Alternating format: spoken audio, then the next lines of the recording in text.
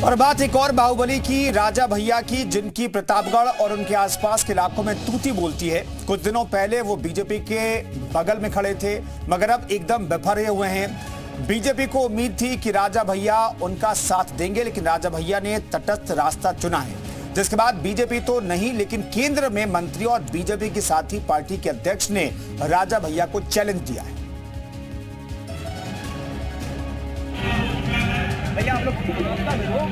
Kaushambi Lok Sabha seat पर प्रतापगढ़ जिले की कुंडा और बाबागंज विधानसभा के मतदाता जीत और हार तय करने में बड़ी भूमिका निभाते हैं, जहां ब्राह्मण ठाकुर के साथ साथ यादव, कुर्मी और मुस्लिम वोटर भी काफी संख्या में हैं।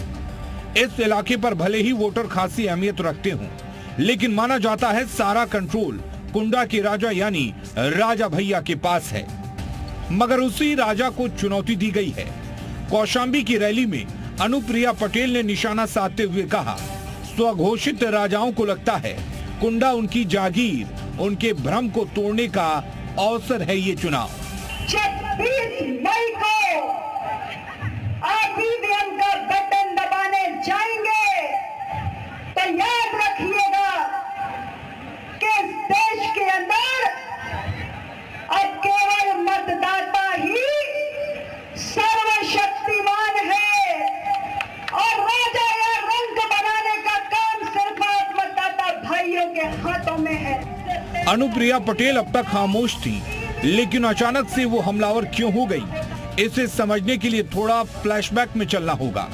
लोकसभा की लड़ाई में शहमात और घात खेल को समझना होगा। यूपी में हाल ही में राज्यसभा के चुनाव हुए थे।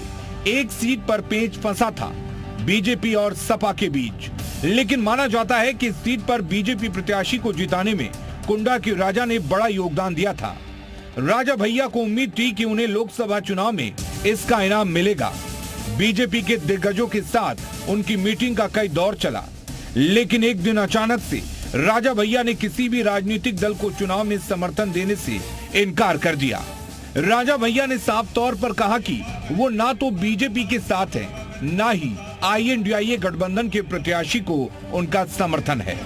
योग्य प्रत्याशी को जिताने की अपील की।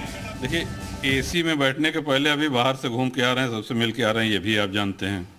दूसरा, तेवर दिखाने का समय, देश काल, परिस्थिति होता है, हर समय तेवर नहीं दिखाए जाते हैं। और जो आपने पूछा उसमें सीधा सा कारण ये है कि जनसत्ता दल का कोई प्रत्याशी मैदान में नहीं है और हमारा गठबंधन किसी से नहीं है। अब राजा भैया के न्यूट्रल रहने के पीछे क्या मकसद है, ये तो वो ही जाने। मगर चुनाव प्रचार के आखिरी दौर में राजा भैया के इस फैसले का इस इलाके की सियासत पर क्या प्रभाव पड़ता है, ये 4 जून को ही पता चल पाएगा। ब्यूरो रिपोर्ट, जी मीडिया।